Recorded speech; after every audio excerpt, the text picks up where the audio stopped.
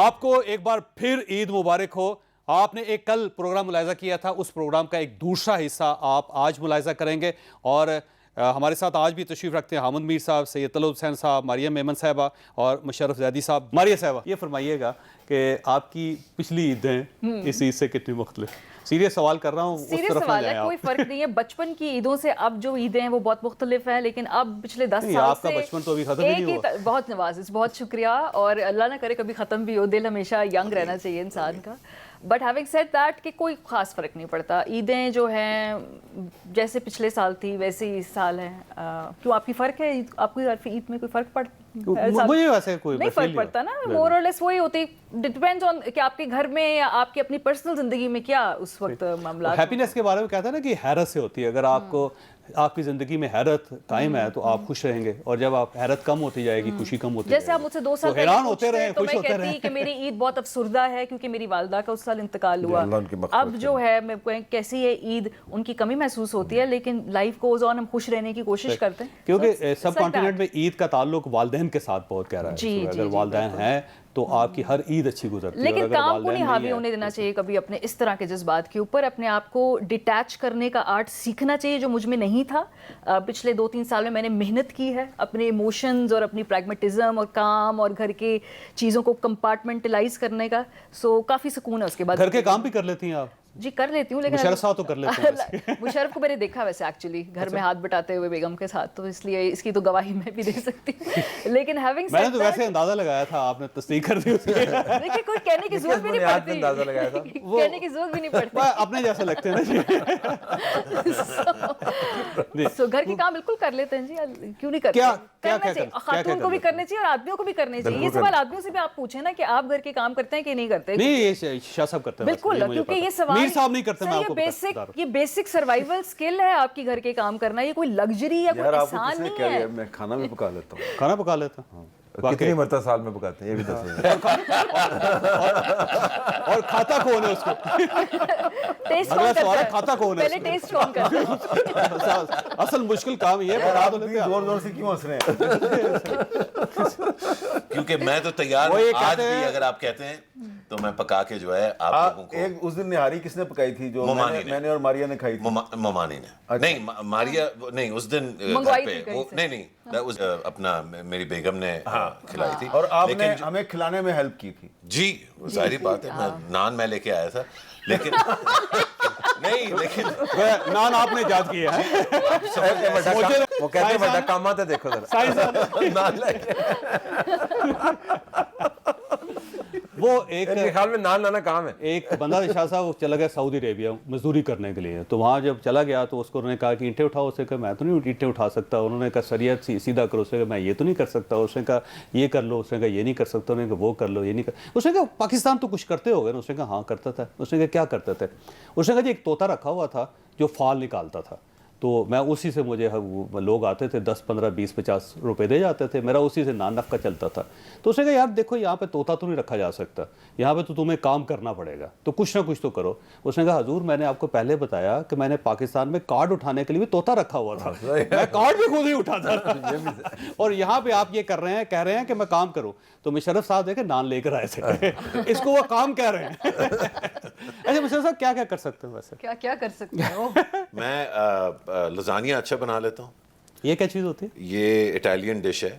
Pasta ہوتا ہے, اس میں قیمہ ہوتا ہے, پنیر ہوتا ہے, ریکاٹا چیز ہوتا ہے, اور مختلف قسم کے اور پنیر ہوتے ہیں. اس میں آپ چیڈر بھی ڈال سکتے ہیں, اور بہت اچھا بناتے ہیں. پیپر جیک بھی ڈال سکتے ہیں, مزیدار ہوتا ہے. آخری دفعہ کب بنایا تھا آپ نے؟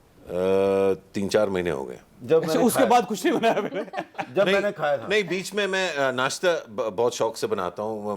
مختلف قسم کے انڈے جو ہے وہ میں بوائل کر لیتا ہوں. مختلف قسم کے انڈے بوائل کر لیتے ہیں. نہیں, میں بہت فلفی قسم کا جو ہے میرا جو چھپکلی کا انڈا, کچھوے کا انڈا,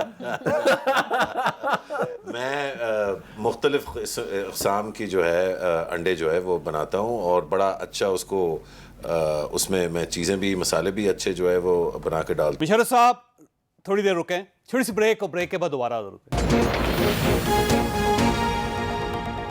प्रोग्राम में दोबारा खुश आमदीद। अच्छा, ये आप जो भी रेसिपीज बनाते हैं वो सिर्फ मीर साहब को क्यों खिलाते हैं आप? ये भी एक सवाल है। वो ये मेरा अगर एक कहते हैं खास- हाँ ये ठीक कह रहे हैं, ठीक इस कह रहे हैं। पैनल पे मुझे मेरा लगता है ये उनके आपके साथ- डसे हुए हैं ये। नहीं, मैं आपको बताता हूँ, इसकी वजह मैं बता देता हूँ। अच्छी बात करने में कोई जो है वो तकल्लुफ नहीं करना चाहिए। मेरा मीर साहब के साथ एक बहुत गहरा इमोशनल अटैचमेंट है। रूहानी ताल्लुकात। नहीं, रूहानी तो अल्लाह देने वाला है, लेकिन इमोशनल अटैचमेंट है। मैं मीर साहब को इस मुल्क की बेहतरीन, अजमल और अहसन तरीन आवाज़ों में से समझता हूँ।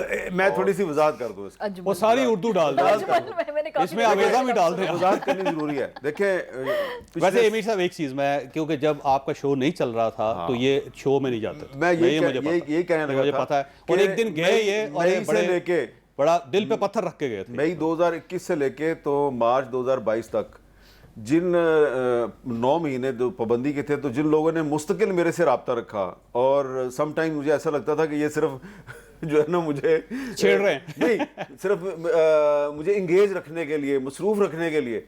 तो इस दौरान मैंने इनके घर बहुत खाना खाया, तो मुझे इस तरह पता है इनकी कुकिंग स्किल्स का, मुझे पता बहुत है। अच्छा, तो ये बहुत बार बार बुलाते थे और मैंने एक दफा भी नहीं बुलाया। मेरी दुआ है कि आप वैसे खाना खाते रहे इनके पास जाके और दोबारा उस तरह खाना ना खाएं। दोबारा आपको मौका है। अच्छा, खाने के अलावा भी बशर साहब कर लेते हैं कुछ कर? क्या घर का हाँ, घर के काम, सफाई वगैरह? बचपन में जो है अम्मी झाड़ू पोछा भी करवाती थी। नहीं वो नजर भी आ रहा है। वैसे एक अच्छी तरबियत जो होती है ना, उसका फायदा होता है हमेशा। वो देखा हंस रही। नहीं नहीं, आप सही तो बात मुझे है। मकसद हंसाना था, तो वो अगर हंस गई तो आपको खुश होना चाहिए चौधरी साहब। नहीं, अच्छी बात। अच्छा शाह साहब, आप भी कुछ कर लेते हैं वैसे? मैं जी नाश्ता अपना बना लेता हूँ, दूसरे के लिए भी बना सकता हूँ। अंडे fry, sunny side up, omelettes, चाय अच्छी बना लेता वाह। हूँ। उसके अलावा मुझे कुछ नहीं मैं बनाना। आपके बारे में एक इंकशाफ करने की इजाजत चाहता हूँ। ये ना नहीं जो है। आप कॉफी बड़ी अच्छी बनाते हैं। वो कोई शौक है बस थोड़ा सा। काफी दफा पिलाई That's आप। also true. इसकी भी मैं गवाही दे सकती हूँ। मैं गवाहियाँ देने बैठी हूँ तो लगता है अच्छा, वो मेरा प्रोड्यूसर बता रहा है कि आप गुलाब जामुन जो है ना बड़े अच्छे गर्म कर लेते हो। ये भी ये उसने बताया। गुलाब जामुन भी गर्म कर लेते हैं, लेकिन मैं कोई ज़्यादा कुकिंग, लेकिन मैं घर के काम में अगर आपने सफाई है या डिशेस अगर आपने करवानी, मुझे डिशेस वैसे भी साफ करने का बहुत, I find it very cathartic. बहुत अच्छी बात। तो आप बिल्कुल बर्तन साफ सफाई। इंसानियत जो है सफाई से शुरू होती है, और जब हैवान होता है ना तो वो साफ सुथरा नहीं अपनी वार्डरोब में खुद करता हूँ। You know, you make your own bed, wardrobe अपनी खुद। तो काम मैं अपना बोझ डालता नहीं हूँ किसी। I can survive. दूसरा तलत ये साहब, वैसे शाह साहब, ये घर वालों ने इनकार कर दिया सारे काम करने से, या वैसे अपने शौक से करता हूँ? नहीं, मैं ये शुरू में, चूंकि मैं वालदा के साथ अकेला रहता था ना, तो मुझे आदत है ये काम करने की खुद से। वैसे हॉस्टल्स में रहने वाले लोग जो होते हैं उनको भी आदत हो वो अकेले होते थे तो वालदा ज़ईफ थी, उनका हाथ बटाता होता था। और ये बहुत अच्छी आदत है, अगर आप अपना बोझ खुद नहीं उठा सकते ना, तो वो जापान में जब वो तालीम देते हैं ना, तो बच्चे को शुरू की क्लासेस में वो सिर्फ खाली बैग पहनाते हैं। किताबें तो होती नहीं है पहले 4 साल। तो खाली बैग पहनाने का मकसद ये है कि बच्चे को ये पता चले कि सारी ज़िंदगी उसने अपना बोझ खुद उठाना। वो एक किताब ही है ना, मेक योर बेड। जी, बिल्कुल। वो बेसिकली पूरी जो आप अपना काम नहीं कर सकते, दूसरों का बोझ क्या उठाएं। अमेरिकन आर्मी की पहली ट्रेनिंग ये होती है कि आप अपना जो Make your own bed. Make your bed, और वहां से स्टार्ट होकर फिर होता है। मीर साहब, आप क्या क्या पका लेते हैं? मैं सब कुछ पका लेता हूँ। खिचड़ी का तो मुझे पता है।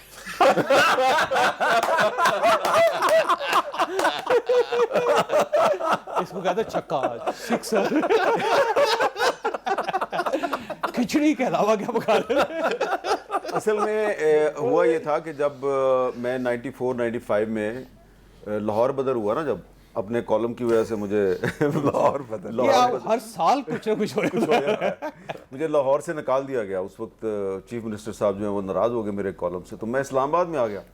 तो यहाँ पे मैं अकेला रहता था, तो मुझे वीकेंड पे वापस लाहौर जाता था, अकेला रहता था। तो मैंने फिर पकाना शुरू की। पहले बाहर से खाना शुरू किया, तो आपको पता है इस्लामाबाद क्वालिटी अच्छी नहीं होती। क्वालिटी अच्छी नहीं है, तो मैंने खुद ही पकाना शुरू कर दिया। तो शुरू में ऑमलेट से शुरू किया, और करते करते फिर दाल पकानी सीखी, फिर चावल पकाने सीखे, फिर पकौड़े बनाने सीखे, और फिर जैसा कि तलत साहब ने कहा, फिर बड़ी ज़बरदस्त खिचड़ी बनानी शुरू। और वो मुश्किल डिश है ऑनेस्टली, जेन्युइनली। हाँ, वो खिचड़ी की बात कर रहा हूँ। पहले वो खिचड़ी जो होती है ना, वो मलीदा सा बन जाता है शुरू में।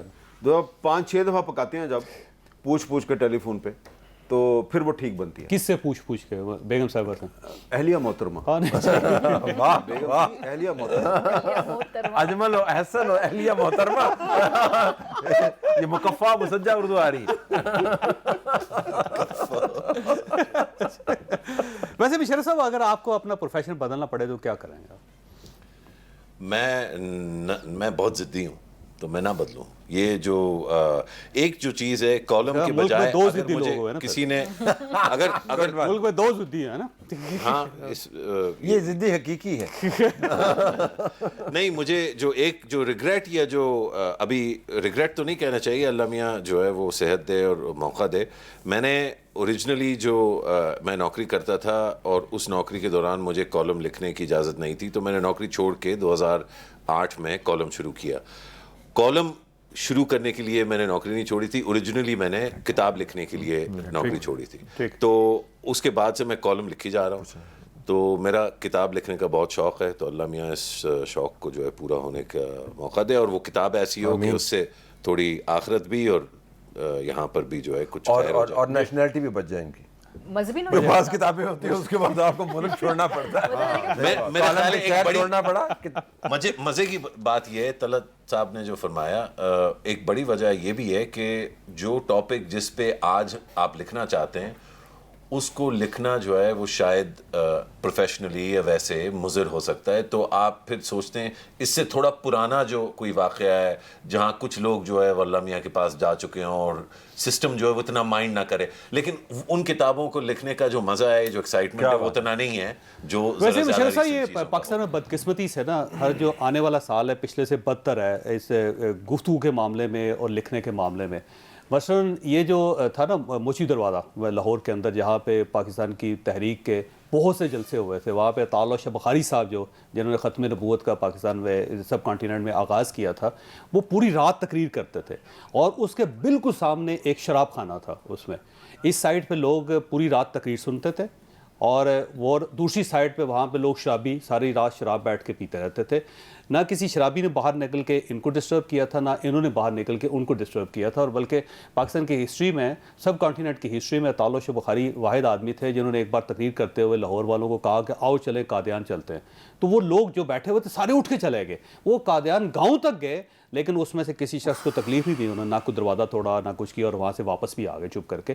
تو یہ جو ٹالرنس تھی نا وہ پچھلے دور میں زیادہ بہتر تھی. اب وہ کم سے کم ہوتی چلی جا رہی ہے. اس سے پہلے تو بہت کچھ کہا جا سکتا تھا، بہت کچھ لکھا جا سکتا تھا اور ہمارے جو سینئر لوگ تھے انہوں نے لکھا بھی، انہوں نے بولا بھی، لیکن یہ وقت کے ساتھ ساتھ یہ کم ہوتی چلی جا رہی ہے جو بڑی خطرناک ہے اس ملک میں. اس کی ایک وجہ میرے خیال ہے چودھری صاحب یہ ہے کہ ہمارے سسٹم میں، ہمارے معاشرے میں، ہماری ریاست میں بہت سارے خلا ہیں جو بڑھتے جا رہے ہیں.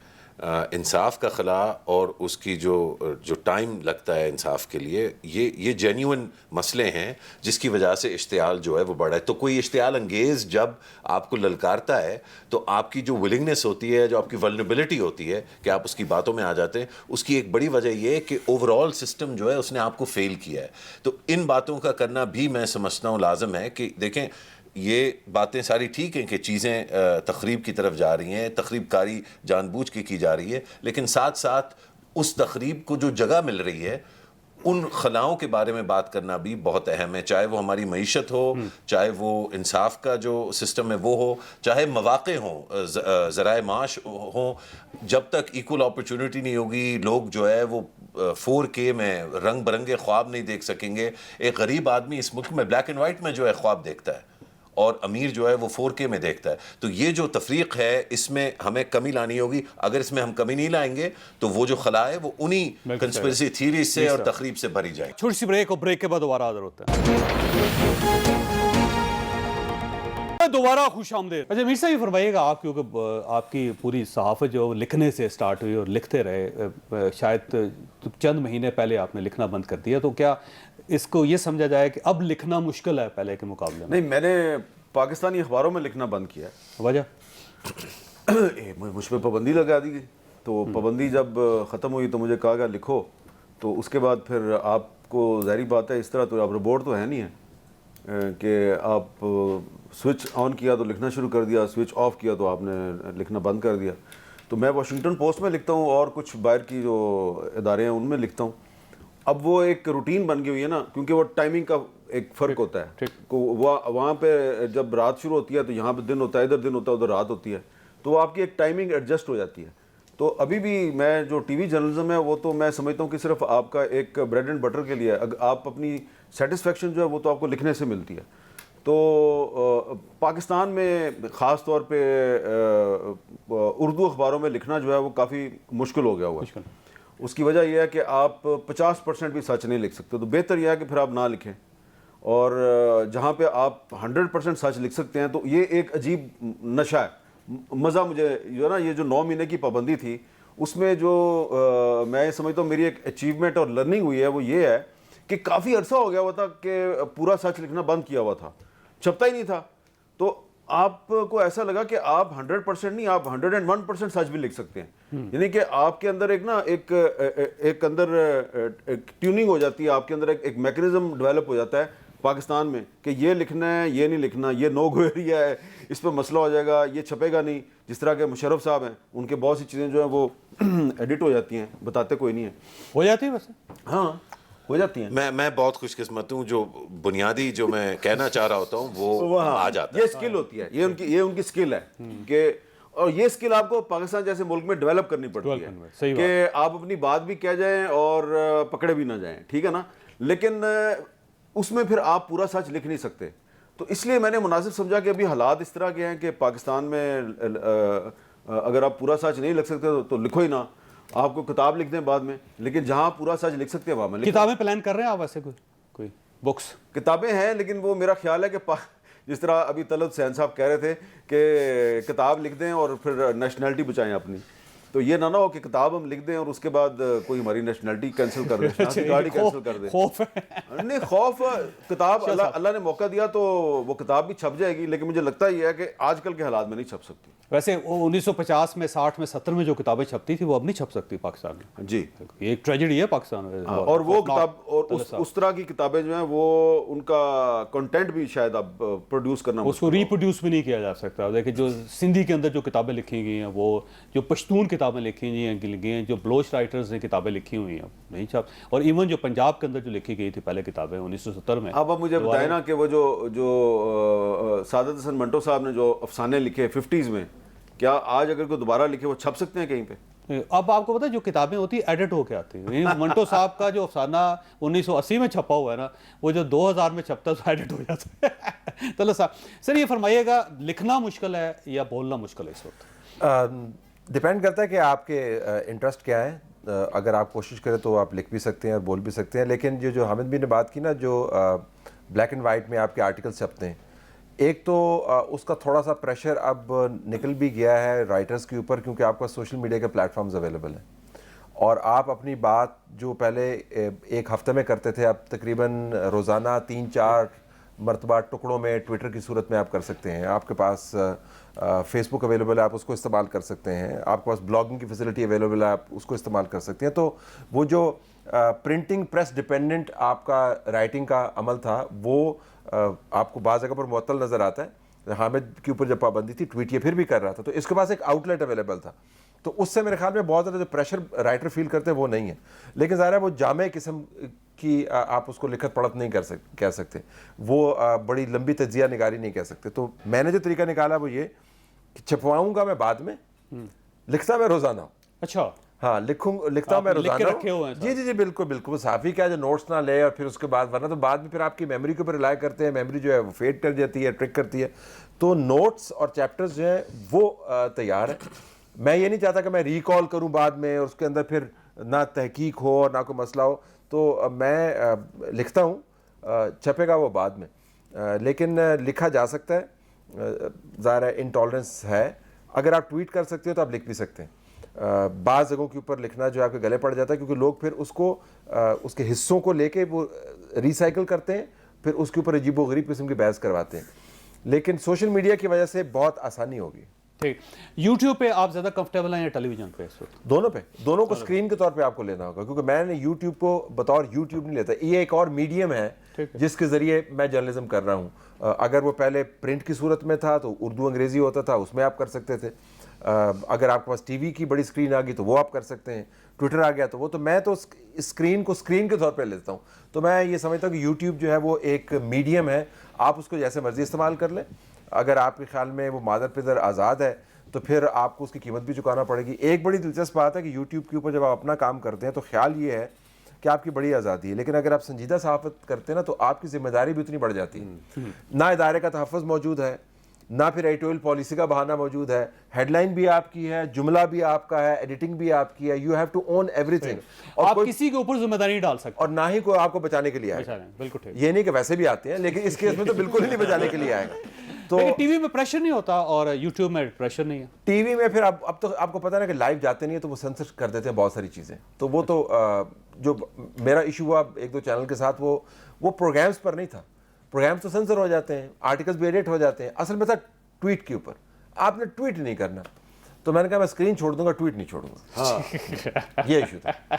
تو ٹویٹر آپ بیسکلی آپ کے لیے خطرناک ہے زیادہ. میرے خیال میں ایک بہت اچھا پلیٹ فارم ہے جس کو آپ استعمال کر سکتے ہیں اگر پراپر استعمال کیا جائے. اگر آپ اس کو دیکھیں, اگر آپ کے پاس, آپ نے تو, ہم نے تو یہ دیکھا ہے کہ اسی جرنلزم کے اندر آپ کے پاس گٹر پریس بھی موجود ہے. یعنی جو سٹینڈرڈ جرنلزم کو یا اخبارات کو ابیوز کرتے ہیں اسپیس کو, تو وہ بھی تو لوگ موجود ہیں. تو ہم اگر اسپیس کو ابیوز کرنا چاہیں تو وہ روایتی میڈیا کے اندر بھی کر سکتے ہیں, اور اس کو استعمال کرنا چاہے تو جدید میڈیا کو صحیح استعمال کر سکتے ہیں. ٹھیک. ماریہ صاحب یہ فرمائیے گا کہ آپ جرنلزم میں کمفرٹیبل ہیں, اور بینگ اے وومن, ظاہر پاکستان ایک ڈیفیکلٹ کنٹری ہے اور جرنلزم تو بہت زیادہ مشکل ہے, تو اس میں کمفرٹیبل ہیں, آپ کو کبھی فیل تو نہیں ہوتا کہ آپ انسیکیور ہیں؟ انسیکیور دیکھیں, جیسے اس فیلڈ میں بھی جو لوگ ہیں وہ اس سوسائٹی سے ہی آئے ہیں. کیا میرے لیے, چونکہ میں پبلک آئے میں ہوں اس لیے ذرا زیادہ فوکس ہے؟ ہاں یہ ضرور ہے, لیکن شاید اتنا ہی پریشر یا اتنا ہی ایک جو اس سوسائٹی کے اندر سروائیولسٹ موڈ میں ایک وہ عورت بھی ہوتی ہے جو ٹیچ کرنے اسکول میں جا رہی ہے, یا ایک ڈاکٹر یا ایک نرس جس کو جس طرح سے ہراسمنٹ کا سامنا کرنا پڑتا ہے. سو جو ایک کمفرٹیبل پوزیشن میں اگر آپ کہیں سوسائٹی کے اندر عورت اوور آل ہے تو وہ تو نہیں ہے, وہ ہمارے وہ ایکول حقوق تو نہیں ہیں. بٹ ہیونگ سیڈ دیٹ, کہ اگر ہم اس اپنے آپ کو اسرٹ کریں گے اس فیلڈ میں اور لڑکیاں اس فیلڈ میں آئیں گی تو ہماری آواز بڑھے گی, جس کا بھی اثرات ہمیں نظر آتے ہیں. جس طرح سے خواتین کے خلاف جرائم پہلے رپورٹ کیے جاتے تھے 90 کی دہائی میں, 2000 کے اوائل میں, اب ویسا نہیں ہوتا. پہلے ہیڈ لائنز لگتی تھی 6 بچوں کی ماں ایک آشنا کے ساتھ بھاگ گئی. اب آپ کسی نیوز روم میں جہاں کوئی خاتون بیٹھی ہوگی وہاں ہیڈ لائن لگانے کی کوشش کریں گے تو وہ آپ کو روکے گی. اب آپ وہ الفاظ استعمال نہیں کر سکتے عصمت دری ہو گئی, کیونکہ اب وہاں جو خاتون بیٹھی ہوگی وہ کہے گی عصمت دری اس خاتون کی نہیں ہوئی, یہ کرائم اس آدمی کا ہے, owner. So it makes a difference. تو اس میں کیا اس وجہ سے جی کہ آپ یہ خواتین کے لیے مشکل فیلڈ ہے ہم اپنی اسپیس چھوڑ دیں, ایسا تو نہیں ہونے والا. بلکہ اور لوگوں کو یہاں پہ آنا چاہیے, ہاتھ پکڑ کے ہمیں اور خواتین کو لے کے آنا ہے, ہم جیسی خواتین کو, کہ بھائی یہاں پہ آئیں اپنی اسپیس کلیم کریں. پاکستانی جرنلزم میں خواتین بہت کم ہے, نہ ہونے کے برابر, اور اسپیشلی اگر اسکرین کے اوپر ہوں تو نیوز اینکرز تو ہیں, لیکن یہ پروگرام اینکرنگ جو ہے وہ خواتین پتہ نہیں کیوں نہیں ایکسل کر پا رہی, جبکہ ہونا چاہیے تھا. 2-3 باتیں. ایک تو کہ obviously ایک گلاس سیلنگ موجود ہے. اگر ہم اس کے بارے میں, اگر ہلری کلنٹن جیسی عورت بات کر سکتی ہے کہ گلاس سیلنگ ہے, تو پاکستان کے اندر بیٹھ کے ہم لوگ یہ بات بڑے عام مثالوں سے واضح کر سکتے ہیں کہ گلاس سیلنگ کہاں پہ موجود ہے. اس کے علاوہ یہ بھی ہے کہ جو خواتین کے لیے کچھ جگہوں پہ فائدہ ہے جینڈر کا, کچھ جگہوں پہ وہ ڈس ایڈوانٹیج ہے. فار ایگزامپل جیسے آپ لوگ رات کو 11:30-12 بجے اکٹھے دوست بیٹھ کے گپے مار رہے ہوتے ہیں, اور آپ 3-4 بجے تک بیٹھ کے کچھ بھی گھروں سے نکل کے, آپ خواتین کے پاس وہ مارجن نہیں ہے کہ وہ ساری رات بیٹھ کر گپے ماریں, اپنی سورسز پکی کریں, پھر وہاں پہ وہ بانڈز فارم ہوتے ہیں جہاں پہ آگے جا کے وہ آپ کو خبریں دیتے ہیں, آپ ان سے خبریں نکلواتے ہیں, دوستیاں بنتی ہیں. وہ لگژری ہم لوگوں کے پاس نہیں ہے. دس ٹرانسلیٹس انٹو ایکسس. ایکسس کم ہوگا تو خواتین کے پاس اسکرین کے اوپر ایکول موقع نہیں ہوگا اپنے آپ کو منوانے کا. ہاں اگر ایک یہ لیول پلینگ فیلڈ ہوگی تو کہیں سے کم نہیں ہے کسی بھی فیلڈ میں خواتین. پروف کیا دنیا کے اندر لیڈرز ہیں بھائی, جو اب اگر آپ دیکھیں ماڈرن دنیا میں خواتین کس طرح سے دنیا کو ری شیپ کر رہی ہیں, تو اس میں ان کے جینڈر کا کوئی لینا دینا نہیں ہے. Just the privilege, the access and the opportunities. اس میں ایک چیز ایڈ کرنا چاہتا ہوں. میری آبزرویشن ذرا ڈفرینٹ ہے. میں یہ سمجھتا ہوں کہ پاکستان میں جو خواتین ہیں جرنلزم میں, ان کی کنٹریبیوشن اور ان کی پرفارمنس مردوں سے بہتر ہے. सिर्फ नहीं, तादाद की वजह से मैं बात कर रहा हूं, तादाद को छोड़ देना, आप उनकी ओवरऑल परफॉर्मेंस को देखें।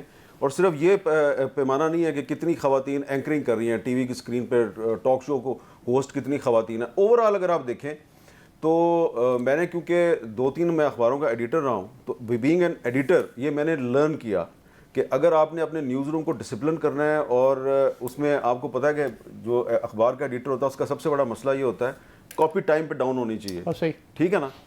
तो उसके लिए ज़रूरी है कि न्यूज़ रूम में डिसिप्लिन हो, लोग टाइम पे आएँ, काम करें, 8 घंटे पूरा तवज्जो से काम करें। ख़वातीन जो हैं वो अपना आपको 90 to 95% रिजल्ट देती हैं, पंक्चुअल होती है, न्यूज़ रूम के डिसिप्लिन भी होती है खबर, रिपोर्टिंग में भी और न्यूज़ रूम में भी। मर्द जो हैं, मैं मर्द हूँ लेकिन मुझे मेरे अपने एक्सपीरियंस की रोशनी खबर है हमारे लिए ये भी एक्सपीरियंस की रोशनी में कह रहा हूँ 50 to 60% देंगे वो। बाकी गपबाजी जिस तरह के इन्होंने बात की है, और हम भी ये काम करते हैं कि रात को 2-2 ढाई बजे तक किसी सियासतदान के साथ बैठे हुए हैं और घर जो है वो बेगम ने संभाला हुआ है, तो ये एक एडवांटेज और डिसएडवांटेज है। इसी वजह से सर वो आपको अच्छा आउटपुट देते हैं, बिकॉज उनको पता है मैंने 8 घंटे में आउटपुट दे के घर वापस जाना है, मैंने फैमिली संभालनी है, अगर मेरे बच्चे हैं उनको टाइम देना है। आदमियों के ऊपर वो प्रेशर नहीं है, वो 8 की 12 भी बना लेंगे। एक मिसाल के साथ वाज़ेह करना चाहता हूँ कि जब हमने इस्लामाबाद में जियो शुरू किया 2002 में, मेरी टीम में ज़्यादातर यंग लड़कियां थी, यंग। तो कभी ऐसा हुआ नहीं था, कभी ना लाहौर में ना इस्लामाबाद में मैंने कभी नहीं देखा था कि क्राइम रिपोर्टिंग कोई लड़की करे, ठीक है।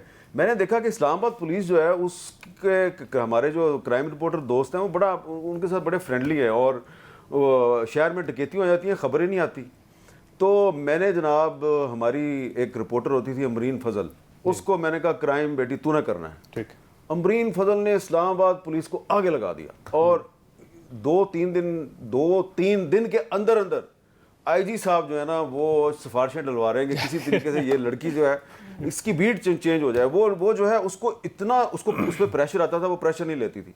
इसी तरह ये तो पुरानी बात मैंने किया है, हमारे अखबारों में, इंग्लिश अखबारों में, उर्दू अखबारों में कोई लड़की अगर हेल्थ की बीट कर रही है या वो एजुकेशन की बीट कर रही है, कोई भी बीट कर रही है, तो आप देख लें कि वो उसमें जो अपने जो फेलो मेल कोलीग्स हैं वो उनको बीट कर देते हैं। वो इसमें कोई शक नहीं, और डिसिप्लिन होती है, उसके अंदर पेन बर्दाश्त करने की ज़्यादा सलाहियत होती है, वो थकती नहीं है, फोकस ज़्यादा होती है, और जब भी वो काम करेगी तो एहसास जिम्मेदारी ज़्यादा होती है, और उसको अपने आप को प्रूव करने के लिए एडिशनल प्रेशर भी होता है, she has to work twice as hard to prove. और ये सारी परफॉर्मेंस वो इस माहौल में दे रही हैं कि उनको ट्रोलिंग भी हो रही है, और वो बाहर निकलती हैं तो तरह तरह की बातें भी हो रही हैं, घरेलू प्रेशर्स भी हैं।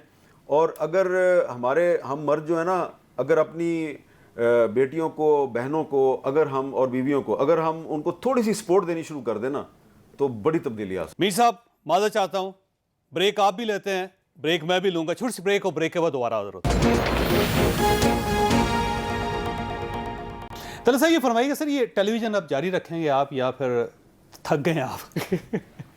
ये वैसे आपने अच्छा सवाल क्योंकि ये थकावट भी है टीवी। देखिए, एक तो ये कि मैं टीवी बहुत अरसे से कर रहा हूँ, 1994 से टीवी कर रहा हूँ। आप सबसे सीनियर हैं, आप सबसे। जी बिल्कुल, टीवी तो हादसाती तौर पर हुआ, वाक़याती तौर पर हुआ, लेकिन मैंने टीवी बहुत किया। टीवी अब मुझे लगता है ना, अगर आपने इम्पैक्ट वाला जर्नलिज्म करना है ना, तो आपको फिर डेडिकेटेड व्यूअरशिप चाहिए। वो अनफॉर्चुनेटली आजकल हमारे टीवी के लिए अवेलेबल नहीं है। लोग आपको देखते हैं, सुनते नहीं हैं। ठीक। तो अभी आपके यहाँ पे स्क्रीन चल रही हैं, वो सामने स्क्रीन चल रही है, खबर आप देख लें तो देख लें, लेकिन वो म्यूट पे है। तो मुझे लगता है ये कि अगर आपने इम्पैक्ट करना है और डायरेक्ट करना है अपना पैगाम, जो हम में से बहुत सारे साथी जो हैं वो इम्पैक्टफुल जर्नलिज्म करना चाहते हैं, कुछ जो है वो वाइड स्प्रेड जर्नलिज्म करना चाहते हैं जिसके अंदर पब्लिसिटी का या सनसनी अगर ना भी हो तो एटलीस्ट वाइडर रेंज हो। I am into impactful journalism. तो मुझे लगता है ये कि शायद टीवी आहिस्ता आहिस्ता मेरे लिए तरजीहात में कम होता जाएगा और सोशल मीडिया जो है वो ज़्यादा बढ़ता जाएगा। لیکن ایک بات ہے جس کی وجہ سے میں ٹی وی جاری فی الحال رکھنا چاہوں گا, وہ ہے الیکشنز. الیکشنز آپ فی الحال سوشل میڈیا پر نہیں کور کر سکتے, جب بھی ہوں گے اس کے لیے آپ کو نیٹ ورک چاہیے ہوگا. لیکن اگر 5G آ گیا تو پھر یہ ٹیلی ویژن جو ہے نا آلموسٹ سمجھیں کہ 1 یا 2% رہ جائے گا. یہ سارے کا سارا اس پہ چلا ڈیپینڈ کرتا ہے اگین کہ اب اس کو آپ یوز کس طریقے سے کریں گے. یہ ایک کمپلیٹ میڈیم جو ہے, جس طرح حامد میر آپ کو دکھا رہے تھے موبائل, کہ یہ کمپلیٹ میڈیم ہے. کچھ اور وجوہات ہے بتا رہے تھے, وہ کوئی اور وجوہات ہے, یہ اس کو ٹیلی ویژن نہ سمجھے. وہ بتا رہے تھے یہ کمپلیٹ میڈیم ہے, ٹیکسٹ بھی ہے, ویڈیو بھی ہے, آڈیو بھی ہے, سرچ بھی ہے, اور گھڑی بھی ہے, اور ساتھ یہ کریں شرم بھی کریں. مشرف صاحب سر یہ فرمائیے گا کہ پاکستانی سوسائٹی میں آپ کو کوئی میجر تبدیلی نظر آ رہی ہے اس وقت, اچھی یا بری؟ اچھی بھی ہے اور بری بھی ہے. بری جو ہے وہ یہ ہے کہ ہم نے اپنے آپ کو ایک دو انفرادی جو لیڈران ہیں ان کے لیے اپنی ریشنالٹی, اپنی سوچ کو نیچے دبا کے اور ان کے پیار یا ان سے عشق میں یا محبت میں ہم معاشرے میں جو نظم و ضبط ہے, جو ڈسپلن ہے, اس کو سائڈ پر رکھ کے, اور اس لیڈر کے خاص طور پہ عمران خان کی میں بات کر رہا ہوں, اس میں کوئی تکلف کلٹ بن گیا بیسیکلی. دیکھیں ہر ایک شخص جو ان کو سپورٹ کر رہے ہیں ان کو آپ کلٹس نہیں کہہ سکتے, لیکن ایک کلٹ والا ایلیمنٹ جو ہے اس میں ضرور شامل ہے, اور یہ معاشرے کے لیے برا ہے. اچھی جو چیز ہے وہ یہ ہے کہ معاشرہ جو ہے وہ یہ سمجھتا ہے کہ جو لوگ برسر اقتدار ہیں وہ مادر پدر آزاد نہیں ہیں, ان کو کچھ جواب دہی جو ہے ان کے اوپر لازمی ہے. یہ ایکچولی ایک اچھی چیز ہے. کن حدود میں رہتے ہوئے یہ سوالیہ نشان جو سوالات کر رہے ہیں لوگ, وہ کن حدود میں رہنا چاہیے, یہ ابھی اپ ان دی ایئر ہے. اور میں سمجھتا ہوں انشاءاللہ یہ اچھی طرف یہ چیز جائے گی, کیونکہ ہماری اقدار جو ہیں, ہمارا کلچر, ہماری ثقافت جو ہے, اس میں بڑوں کے لیے ادب جو ہے وہ ابھی اریز نہیں ہوا. ایک دوسرے سے یہ سلسلہ چلتا رہا تو شاید یہ ہو جائے گا, کیونکہ جس تیزی سے پھیل رہا ہے وہ بڑا خطرناک ہے. ویسے نہیں ہوگا انشاءاللہ, کیونکہ عید کا موقع ہے چودھری صاحب, تو اچھی باتیں سوچنی چاہیے, اچھی چیز کے لیے دعا کرنی چاہیے اور اچھی امید رکھنی چاہیے. یہ قائد کا بنایا ہوا ملک ہے, یہ اتنا خراب نہیں ہوگا جتنا لوگ اس کو کرنا چاہتے ہیں. میر صاحب آپ ٹیلی ویژن کرتے رہیں گے یا اب آپ بھی تھک گئے اور آپ محسوس کر رہے ہیں کہ ایک سیف ایگزٹ لے لینی چاہیے؟ نہیں, تھکاوٹ کی تو کوئی بات نہیں ہے. ایک دفعہ لیری کنگ سے میں نے پوچھا تھا, جب وہ تقریباً میرا 2004 یا 2005 کی بات ہے, میں نے کہا آپ کی اتنی عمر ہو گئی ہے تو ابھی تک آپ یہ کیوں کر رہے ہیں؟ اس نے کہا کہ اس کے علاوہ مجھے کچھ آتا نہیں ہے, میں اور کچھ کر نہیں سکتا. اور میں نے کافی کچھ کرتا ہوتا تھا, بعد میں پتا چلا. ویسے تو آپ کو 15 سال اس کا شو سوشل میڈیا پر آیا, لاسٹ جو اس کا سارا شو ہے وہ سوشل میڈیا پر آیا. لیکن جب میں نے ان سے پوچھا تھا 2004-05 کی بات ہے, تو اس وقت وہ CNN پہ پروگرام کرتے تھے, تو اس میں یہ ہوتا ہے کہ سم ٹائمز آپ چاہتے ہیں کہ آپ کو تھوڑا ٹائم ملے اور آپ کو کتاب وغیرہ لکھیں, کوئی اور کام کریں, اور زندگی جو ہے وہ اس طرح گزاریں جس طرح کہ بندے کو 50 سال کی عمر کے بعد گزارنی چاہیے. لیکن آپ وہ ہوتا ہے نا, آپ کمبل کو چھوڑنا چاہتے ہیں, کمبل آپ کو نہیں چھوڑتا. تو یہ پروفیشن ایک ایسا ہے کہ اگر آپ چاہیں بھی تو اس سے باہر نکلنا آسان کام ہے. اس سے باہر نکلنا اتنا آسان نہیں ہے. وہ آپ کا ایک ہلکا احباب نہیں, وہ جو آپ کا ایک ہلکا بن جاتا ہے نا ریڈرز کا, ویورز کا, تو وہ ایک پریشر ہوتا ہے آپ پہ کہ ابھی آپ نے پوچھا جی آپ کالم کیوں نہیں لکھتے, میرے پہ بڑا پریشر ہے. جو میرے ریڈرز ہیں وہ مجھے میسیجز بھیجتے ہیں اور رائٹ سے لیفٹ سے وہ جاننے کی کوشش کرتے ہیں کہ جی کیوں نہیں لکھ رہے, کب لکھنا شروع کریں گے. تو اسی طرح اگر آپ اعلان کر دیں ایک دن کہ جناب کل سے میں ٹی وی کا شو نہیں کر رہا, تو اتنا آسان نہیں ہے. یہ ظاہر ہے, ہاں اتنا آسان نہیں ہے. اپنے آپ کو پاور لیس کرنا یا اپنی شہرت سے باہر نکلنا یا آپ نے جو زندگی میرے میں خیال ہے کمایا کہ میرا لوز کرنا اتنا آسان کام نہیں ہوتا. میرا اس میں بالکل ڈفرینٹ ایک ایکسپیرینس ہے کہ یہ جو شہرت ہے یہ آپ کے لیے باعث زحمت زیادہ ہے, باعث رحمت کم ہے. اور میں کئی دفعہ چاہتا ہوں کہ گمنام ہو کے زندگی گزاری جائے. اتنی زیادہ خواہش ہے کہ میں لاہور یا کی مال روڈ پہ یا راول پنڈی آپ کو اتنے موقع ملے ہیں, 1994 سے تو موقع مل رہے ہیں اس نے گمنام کہا, گمشدہ نہیں کہا.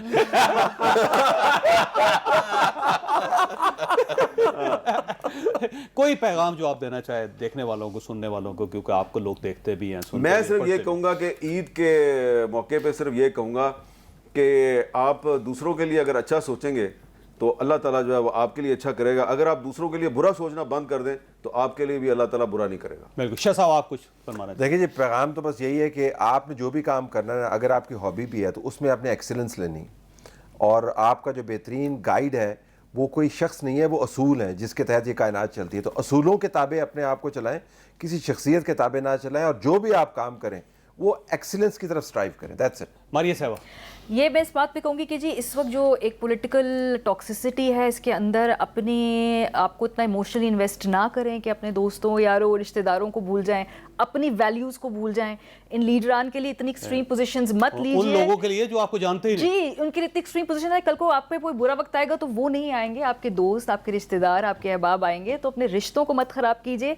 کرائسس آتے ہیں, چلے جاتے ہیں, سچویشن اچھی ہوتی ہے, بری ہوتی ہے, لیکن آپ کا کیریکٹر, آپ کی انٹیگریٹی, یہ ہمیشہ کے لیے آپ کو ڈیفائن کرتی ہے. یہ وقت اگر آپ کو لگتا ہے کہ اس وقت بہت زیادہ آپ پریشان ہیں, تشویش, گزر جاتے ہیں. ایسے وقت پہلے بھی آئے تھے, آگے بھی آئیں گے, تو اسے ریلیکس, وقت کا یہی کمال ہے نا, گزر جاتا ہے, ریلیکس کریں جی, کچھ نہیں ہوتا. مشرف صاحب.